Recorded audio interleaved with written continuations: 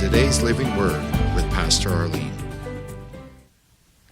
Let's look at Matthew chapter 4 again. Matthew chapter 4, and we've been looking at the three temptations of Jesus and how he responded to them. Because remember that Jesus was tempted in all points like as we are, yet without sin. He overcame.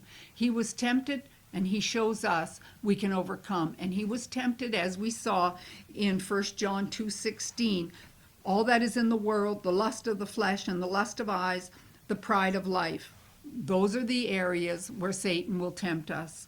And so starting in verse 8, again the devil taketh him up into an exceeding high mountain, and shows him all the kingdoms of the world and the glory of them, and saith unto him, all these things will I give thee, if thou wilt fall down and worship me.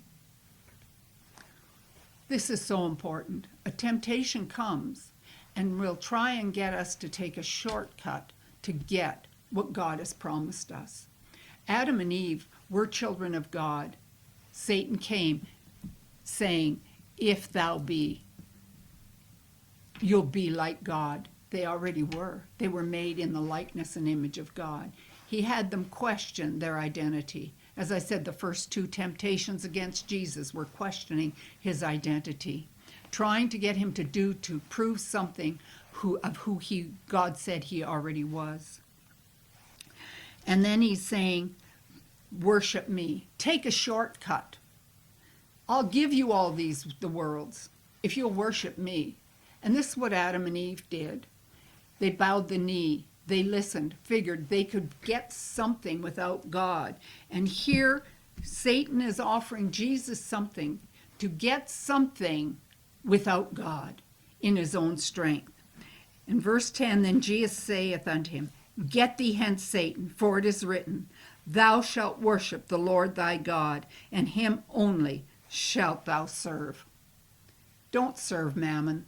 Don't serve money. Is God your source? If you truly believe God is your source, then you won't have a love of money. If pride is involved, you'll always try and prove who you are, or to let people think you are something, or that you have something. We think our possessions will make us something. But Jesus said, serve only God. Don't bow the knee to Satan.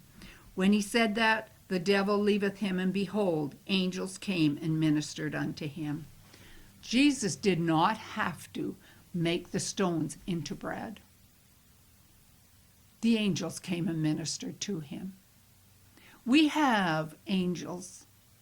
They're ministering spirits sent forth to minister for the heirs of salvation. And they hearken to the word of God. And Jesus said a number of times, it is written, it is written, it is written. He was speaking the word. And when he continued to speak the word, angels heard it. And angels came on assignment and ministered to him. Angels are here for our help. They will minister to and for us according to the word of God, not according to our commands, not according to our desires. We've got to get rid of pride. It says, humble yourself. Resist the devil. Submit to God. If the devil's not fleeing in your life, check if you truly are humbling yourself under the mighty hand of God, like Jesus did, trusting God to meet that need that he's already met for you in Jesus. Resist the devil as Jesus did, and he will flee in that time of temptation. Thank you for joining us this week.